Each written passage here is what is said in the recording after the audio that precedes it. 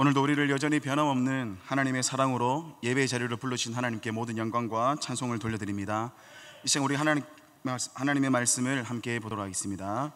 이 시간 우리에게 주시는 하나님의 말씀은 신약 성경 마가복음 10장 46절에서 52절까지 말씀입니다. 하나님의 말씀은 마가복음 10장 46절에서 52절까지 말씀을 우리 한 목소리로 함께 읽도록 하겠습니다. 하나님의 말씀입니다. 그들이 여리고에 이르렀더니 예수께서 제자들과 허다한 무리와 함께 여리고에서 나가실 때에 디메오의 아들인 맹인 거지 바디메오가 길가에 앉았다가 나사렛 예수시란 말을 듣고 소리질러 이르되 다윗의 자손 예수여 나를 불쌍히 여기소서 하거늘 많은 사람이 꾸짖어 잠잠하라 하되 그가 더욱 크게 소리질러 이르되 다윗의 자손이여 나를 불쌍히 여기소서 하는지라. 예수께서 머물러 서서 그를 부르라 하시니 그들이 그 맹인을 부르며 이르되 안심하고 일어나라 그가 너를 부르신다 하매 맹인이 겉옷을 내버리고 뛰어 일어나 예수께 나오거늘 예수께서 말씀하여 이르시되 내게 무엇을 하여 주기를 원하느냐. 맹인이 이르되 선생님이여 보기를 원하나이다. 예수께서 이르시되 가라 내 믿음이 너를 구원하였느니라 하시니 그가 곧 보게 되어 예수를 길에서 따르니라. 아멘. 저는 오늘 고통의 두 얼굴이라는 제목으로 함께 하나님의 말씀을 나누고자 합니다. 사람은 누구나 고통스러운 삶보다는 행복한 삶을 원합니다. 그 누구도 평안한 삶을 원하지 고통스러운 삶을 원하는 사람은 단 한 사람도 없을 것입니다. 그만큼 고통은 우리의 인생을 불행하게 할 만큼 치명적인 것이기 때문이지요. 고통은 실로 사람의 영혼을 피폐하게 할 뿐만 아니라 사람의 육체까지도 무너뜨립니다. 고통은 분명 우리의 영혼을 피폐하게 만들며 우리의 육신을 죽음으로 내몰기도 합니다. 육체적인 질병의 고통은 우리의 살 소망마저 끊어지게 만들며 경제적으로 당하는 고통은 우리를 절망의 나락으로 떨어뜨리게 합니다. 사람과의 관계에서 오는 고통은 우리로 하여금 우울증에 걸리기도 하고 그리고 각종 스트레스를 인하여서 우리의 몸과 영혼을 무너뜨리기도 합니다. 분명 고통은 우리를 죽게 만드는 괴로움이며 아픔입니다. 그렇기 때문에 모든 사람들은 이러한 육체적인 고통이든 아니면 정신적인 고통이든 고통 그 자체를 원하지 않습니다. 그러나 모든 사람들이 원하지 않는 고통에는 두 가지 얼굴이 있습니다. 하나는 앞에서도 살펴보았듯이 사람을 죽게 만드는 고통이며 또 다른 하나는 사람을 살리는 고통입니다. 만약 사람이 살아가면서 고통이 없다면 어떻게 될까요? 사람의 인생을 살아가면서 고통을 겪지 않는다면 어떻게 될까요? 우리는 배가 고플 때에 배고픔을 느낍니다.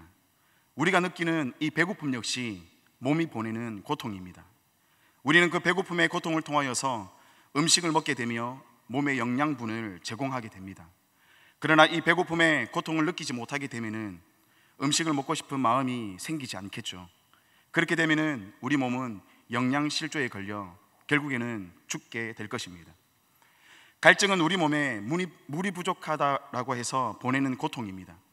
그런데 갈증을 느끼지 못하면 우리 몸은 수분이 부족하여서 생기는 탈수 상태가 되고 결국 건강에 이상이 생길 수밖에 없는 것입니다.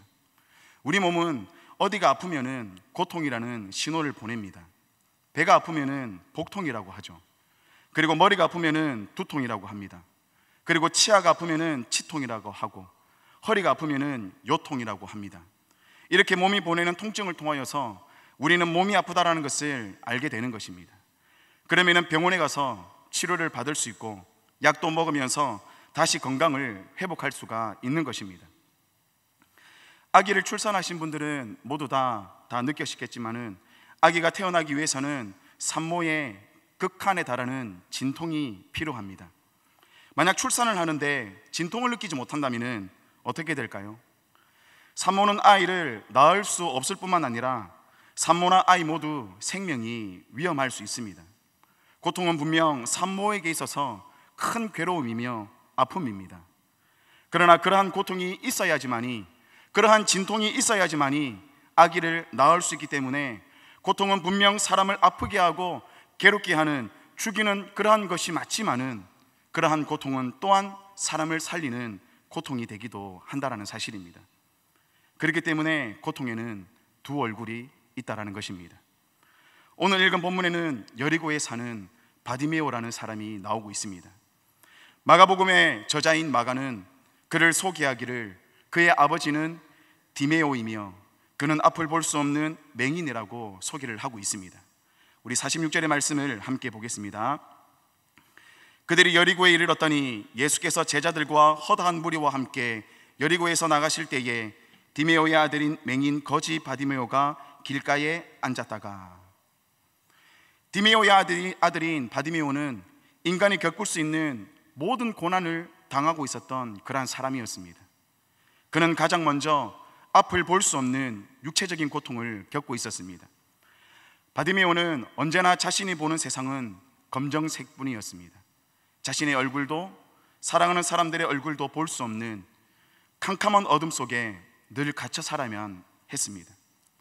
앞을 볼 수 없었기 때문에 이리저리 부딪히고 돌에 걸려 넘어지기 일쑤였고, 그로 인하여서 온몸은 상처로 가득하였을 것이었습니다. 앞을 볼 수 없는 바디메오에게서 인생이란 그저 흘러가는 시간일 뿐이었으며, 앞을 볼 수 없는 바디메오에게 있어서 삶이란 마지못해 살아가는 그러한 지랄맞은 운명에 불과할 뿐이었습니다. 바디메오는 앞을 볼 수 없는 육체적인 고통과 함께 경제적인 고통도 겪고 있었습니다. 그는 앞을 볼 수 없는 사람이기 때문에 할 수 있는 일이 아무것도 없었습니다. 바디메오가 할 수 있는 유일한 일은 사람들이 지나다니는 거리에 앉아서 구걸하는 일밖에 없었습니다. 바디메오는 남들이 던져다 주는 그런 몇 푼 안 되는 돈으로 하루하루를 간신히 버텨야만 했습니다.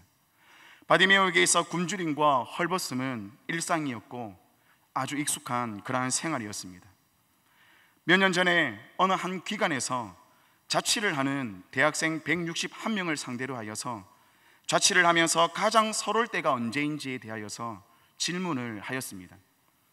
그 중에 25.9%를 차지한 1위가 혹시 무엇인지 아십니까? 자취를 하면서 가장 서러울 때 1위가 아플 때였습니다. 그리고 20.7%로 2위는 배고픈데 돈이 없을 때였습니다. 사람이 가장 서러움을 느낄 때가 아플 때이며, 그리고 돈이 없을 때라고 합니다.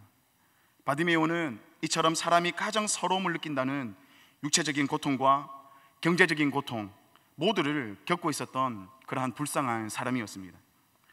그리고 바디메오는 육체적인 고통과 경제적인 고통뿐만 아니라 정신적인 고통까지 겪고 있었던 사람이었습니다. 당시 바디메오는 앞을 볼 수 없는 소경이었고, 그리고 거리에서 구걸하던 그러한 거지에 불과했기 때문에 사회적으로 철저하게 소외당하고 외면당하였던 그러한 사람이었습니다.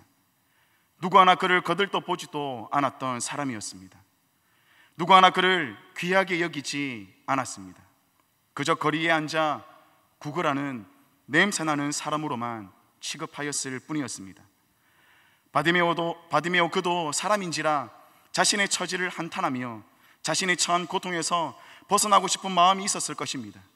그러나 도저히 어떻게 할 수 없는 그러한 상황 속에 그도 때로는 절망과 좌절을 느끼며 깊은 한숨을 내쉬게 되는 그러한 정신적인 고통 속에 살았을 것입니다.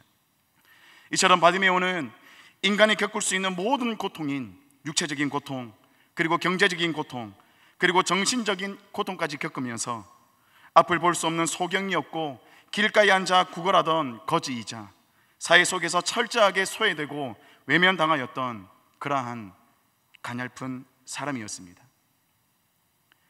바디메오가 당한 고통은 그를 괴롭게 하고 그를 아프게 하고 그의 몸과 영혼을 메마르게 하는 그러한 고통이었습니다. 그렇게 고통 속에 살아가던 바디메오는 어느 날 평소와는 다르게 많은 사람들의 북적거리는 그러한 요란한 소리를 듣게 되었습니다. 자세히 들어보니 나사렛 사람 예수라는 사람이 지나가신다라는 그러한 말이었습니다. 예수님 주변에는 예수님께서 행하신 기적과 이적을 보고 몰려온 많은 사람들이 예수님을 따랐기 때문에 예수님이 가시는 곳곳마다 많은 사람들이 몰려왔습니다. 그래서 그 당시 예수님은 아주 유명인사가 되었습니다. 그렇기 때문에 거리에 앉아서 구걸하던 바디메오는 예수님께서 거리를 지나가실 때에 자신을 드러내면 안 되는 그러한 사람이었습니다. 자신의 발을 감추고 머리를 조아려야 되는 그러한 사람에 불과하였습니다. 그런데 바디메오는 나사렛 사람 예수께서 지나가신다라는 말을 듣고는 자신을 숨기지 않고 오히려 자신을 드러내면서 이렇게 말하고 있습니다. 47절의 말씀을 함께 보도록 하겠습니다. 나사렛 예수시란 말을 듣고 소리질러 이르되 다윗의 자손 예수여 나를 불쌍히 여기소서 하거늘. 바디메오는 필사적으로 예수님이 혹여라도 자신을 그냥 지나치실까 싶어 있는 힘껏 소리를 내질렀습니다. 그러자 주변에 있던 많은 사람들이 바디메오를 향하여서 조용히 하라며 그를 꾸짖었습니다. 주변 사람들의 이런 반응에 바디메오는 의기소침해질 수 있지만은 오히려 더욱 크게 소리 지르며 예수님을 불렀습니다. 48절의 말씀을 함께 보겠습니다. 많은 사람이 꾸짖어 잠잠하라 하되 그가 더욱 크게 소리 질러 이르되 다윗의 자손이여 나를 불쌍히 여기소서 하는지라.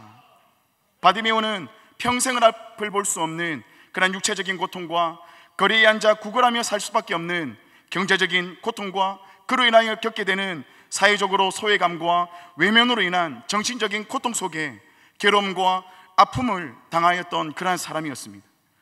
그러한 그가 어떻게 나사렛 예수님이 지나가신다라는 그 말을 듣고는 마치 맹수가 부르짖듯이 소리를 지르며 다윗의 자손 예수여 나를 불쌍히 여기소서 그렇게 외칠 수 있었을까요?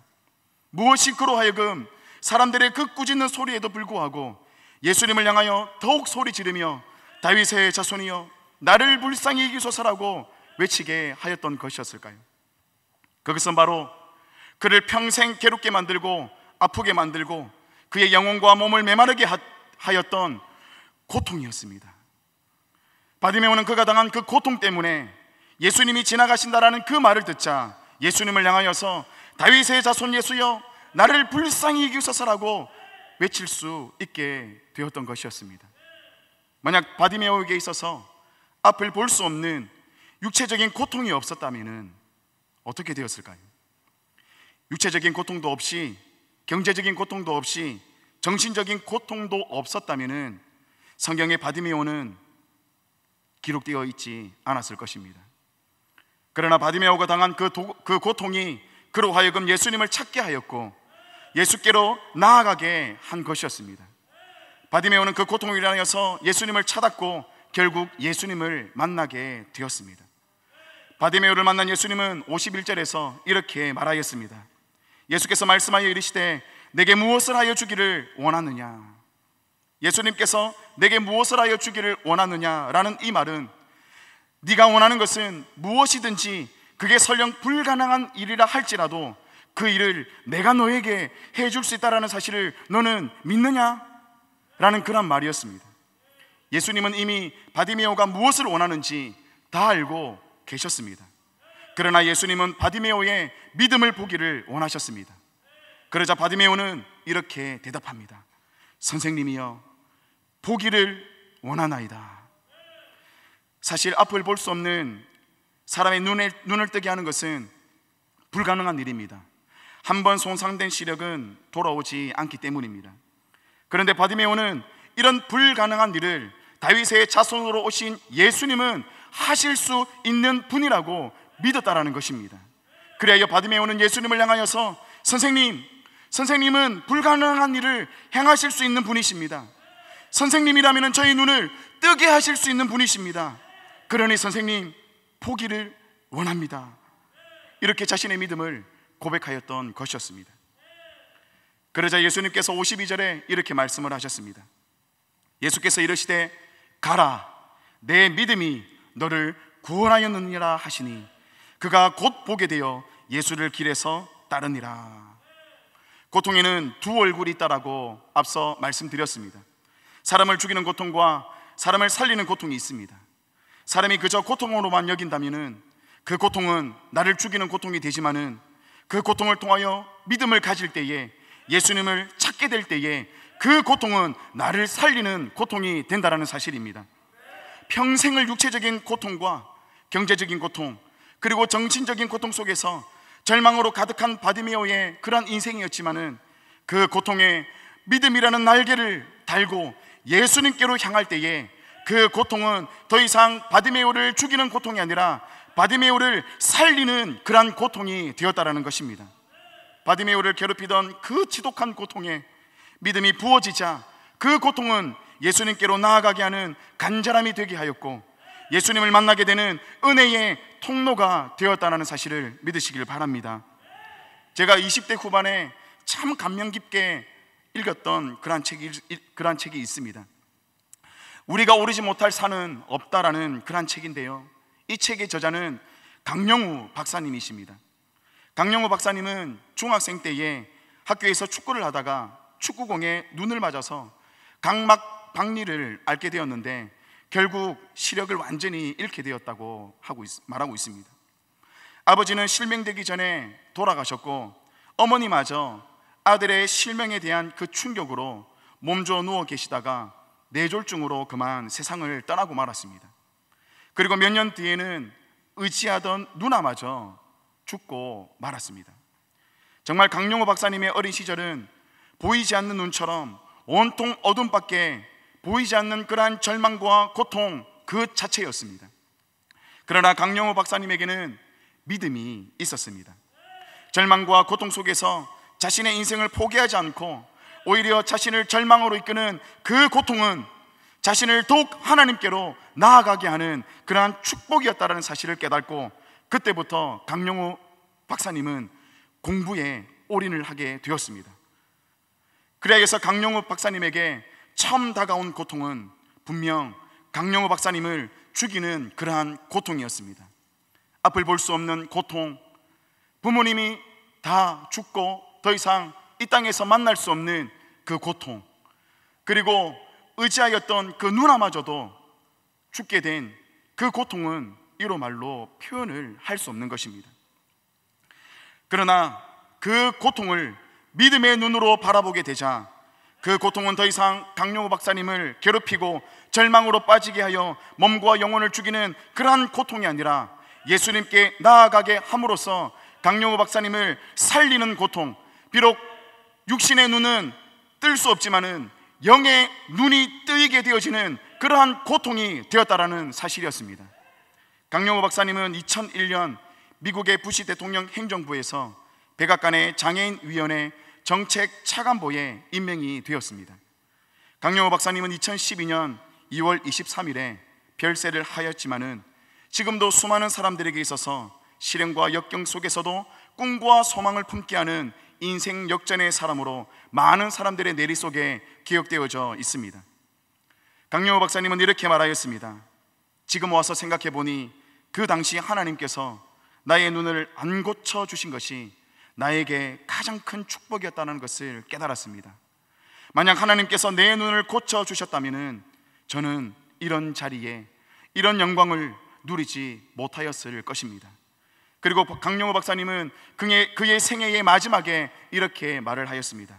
내가 실명당한 것은 하나님께서 복 주시기 위하여서 나에게 주신 축복의 도구입니다. 내가 실명당한 것이 나뿐만 아니라 모든 사람에게 퍼지는 축복의 통로가 되었습니다. 사람들이 당하는 모든 고통에는 반드시 하나님의 선하신 뜻이 있습니다. 사람들이 고통을 당하는 것은 때로는 자신의 죄 때문에 당하는 고통도 있지만은 하나님께서 원하셔서 허락하시는 그런 고통도 있다는 사실입니다. 이스라엘 백성들이 하나님을 떠나서 우상을 섬길 때에 하나님은 주변 강대국을 일으키셔서 이스라엘 백성들을 심판하심으로써 이스라엘 백성들이 그 고통을 통하여서 하나님께로 돌이켜 하나님만을 섬기도록 하시기 위함이었습니다. 그리고 하나님은 온전하고 정직하여 하나님을 경외하여 악에서 떠난 자였던 욥에게 고난을 허락하심으로써 견디기 어려운 그러한 고통과 시련에도 불구하고 끝까지 하나님에 대한 믿음을 저버리지 않는 자들이 받을 영적인 풍성함이 무엇인지를 욥을 통하여서 보여주셨습니다. 그래서 욥은 그 모든 고통을 겪고 난 후에 이렇게 고백할 수 있었습니다. 욥기 42장 5절의 말씀을 함께 보도록 하겠습니다. 내가 주께 대하여 귀로 듣기만 하였사오나 이제는 눈으로 주를 배움나이다. 욥의 이 고백을 세번역 성경으로 다시 제가 읽어드리도록 하겠습니다. 주님이 어떤 분이시라는 것을 지금까지는 내가 이 고난을 당하기 전에는 귀로만 들었습니다. 그러나 이제는 고통을 겪고 난 이후에는 제가 제 눈으로 주님을 뵙습니다. 욥은 당대의 완전한 자였습니다. 그리고 의인이라 칭함을 받았던 그러한 사람이었지만은 그도 고통을 당하기 전에는 주님이 어떤 분이시라는 것을 귀로만 들었다라고 말하고 있습니다. 그러나 인생에 견디기 어려운 고통과 시련을 통하여서 이제는 눈으로 주님을 배우게 되었다라고 그는 고백하고 있다는 사실입니다. 욥은 견디기 힘든 그 고통을 통하여서 하나님의 풍성하심의 그 은혜의 그 복을 더욱 누리게 되었다라는 것입니다. 말씀을 맺도록 하겠습니다. 성도에게 있어 고통은 어떤 것도 의미 없는 것이 단 하나도 없습니다. 그리고 성도에게 있어 고통은 다 나를 죽이는 고통이 아니라 나를 살리기 위한 그런 고통임을 믿으시길 바랍니다. 왜냐하면 그 고통을 통하여서 예수님은 자신에게 나아오기를 원하시기 때문입니다. 예수님은 평생을 앞을 볼 수 없는 소경으로 거리에 앉아 구걸하며 살아야 하는, 사회적으로는 철저히 외면당하고 소외당하였던, 지독할 만큼 잔인한 고통 속에 살아가던 바디메오를 찾아가셨습니다. 고통 속에 있는 바디메오를 찾아가신 예수님은 오늘도 고통당하는 자들을 찾아오고 계십니다. 바디메오가 예수님을 찾아간 것이 아니라 여리고에 사는 그 고통 중에 있는 바디메오를 향하여서 예수님께서 친히 바디메오를 찾아가셨다라는 사실입니다. 바디메오는 예수님이 지나가신다는 소리를 듣자 외쳤습니다. 다윗의 자손 예수여, 나를 불쌍히 여기소서. 그리고 예수님은 바디메오에게 물으셨습니다. 내가 무엇을 하여 주기를 원하느냐? 그러자 바디메오가 그의 마음속 깊은 곳에서부터 그동안 원하고 갈망하였던 그의 소원과도 같았던 그 고백을 말합니다. 선생님이여, 보기를 원합니다. 그러자 예수님은 이렇게 말합니다. 가라, 내 믿음이 너를 구원하였느니라. 예수님은 바디메오가 눈을 뜨게 된 것이 바디메오의 믿음 때문이라고 말씀을 하셨습니다. 그러나 여기서 자세히 우리는 살펴볼 필요가 있습니다. 믿음이라는 것이 우리가 아무리 40일 금식 기도를 하고 작정 기도를 한다고 해도 얻어질 수 있는 것입니까? 아닙니다. 믿음은 우리의 노력과 의지로 결단코 우리가 스스로 가질 수 있는 것이 아닙니다. 이러한 사실에 대하여 사도 바울은 에베소서 2장 8절에서 이렇게 말합니다. 너희는 그 은혜에 의하여 믿음으로 말미암아 구원을 받았으니 이것은 너희에게서 난 것이 아니요 하나님의 선물이다. 사도 바울은 우리에게 주어진 은혜도 하나님의 선물이며 우리에게 주어진 믿음도 하나님의 선물이며 그 믿음으로 말미암아 주어진 그 구원도 모두 다 하나님께서 주시는 선물이라고 말하고 있습니다. 그렇기 때문에 바디메오가 가진 그 믿음은 실제적으로 누가 주신 것이 됩니까? 바로 예수님께서 그 바디메오를 통하여서 살리시기 위하여서 주신 믿음이었다는 사실입니다. 고통 속에 눈을 뜨기 원하는 바디메오보다 어쩌면 예수님께서 더 바디메오의 눈을 뜨게 해주기를 원하셨습니다. 자녀가 아프면 누가 가장 마음이 아픕니까? 옆집 아저씨가 마음이 아픕니까? 부모님이 마음이 아픕니까? 자녀가 아플 때 누구보다 마음 아픈 사람은 당연히 부모이지요. 차라리 내가 대신 아파줄 수 있으면 좋겠다고 말할 수 있을 만큼 자녀가 아플 때에 가장 속상하고 가장 아파하는 사람은 바로 부모입니다. 그렇다면 성도가 고통을 당할 때에 누가 가장 마음이 아프시겠습니까? 바로 우리 하나님이십니다. 우리는 우리가 고통당할 때에 내가 제일 아프고 내가 제일 고통스럽다고 생각할 수도 있습니다. 그러나 우리가 느끼는 그 고통보다, 우리가 느끼는 그 괴로움보다 더 안타까워하시고 더 고통당하시고 계시는 분이 바로 우리를 사랑하시는 예수님이십니다. 하나님께서 우리에게 고통을 허락하시는 것은, 그렇게 우리를 사랑하시는 하나님께서 우리에게 고통을 허락하시는 것은 우리를 죽이시기 위함이 아닙니다. 우리를 살리시기 위함입니다. 고통 중에 있는 우리를 살리시기 위하여서 하나님은 끊임없이 우리에게 믿음을 주셔서 네가 당하고 있는 그 고통 너 혼자 당하지 말고 그 고통을 가지고 나에게 가지고 오라, 나에게 그 고통을 가지고 오라라고 끊임없이 오늘도 하나님은 우리의 심령 가운데에 믿음을 불어넣고 있음을 믿으시길 바랍니다. 고통 중에 있는 성도님들이 계십니까? 시험에 떨어진 그러한 고통 중에 있는 성도님들이 있습니까? 육체적인 고통으로 당하는 그러한 어려움 속에 있는 성도님들이 있습니까? 암으로 인하여서 몇 차례에 걸쳐서 항암 치료를 받았지만은 도저히 줄여들지 아니하는 그 암을 바라보면서 절망 가운데 있는 그런 육체적인 고통 가운데 있는 성도님들이 계십니까? 경제적으로 자녀들에게 맛있는 것 하나 사주고 싶어도 내 호주머니에 돈이 없어서 사주지 못하는 그런 경제적인 안타까움 속에 그 고통 가운데 있는 성도님들이 있습니까? 아니면 정신적인 그 고통 가운데에 사회적으로 외면당하고 소외당하는 그러한 고통 중에 있는 성도님들이 계십니까? 하나님은 지금 이 시간에도 우리에게 믿음을 주시고 계십니다. 하나님 주시는 그 믿음을 통하여서 우리가 가진 그 고통을 하나님 앞에 내어놓으시는 저희 모두가 되기를 바랍니다. 그럴 때에 성도의 고통은 더 이상 우리를 죽이는 고통이 아니라 우리를 살리는 고통이 되며 하나님께로 나아가게 하는 그러한 고통이 될 줄 믿습니다. 여러분들의 인생 속에, 그리고 저의 인생 속에 고통이 변하여 간증이 되는 그러한 인생이 되길 원합니다. 슬픔이 변하여 기쁨이 되는 그러한 인생이 되기를 원합니다. 탄식이 변하여 찬양이 되는 그러한 저희 모두가 되기를 주님의 이름으로 축원합니다.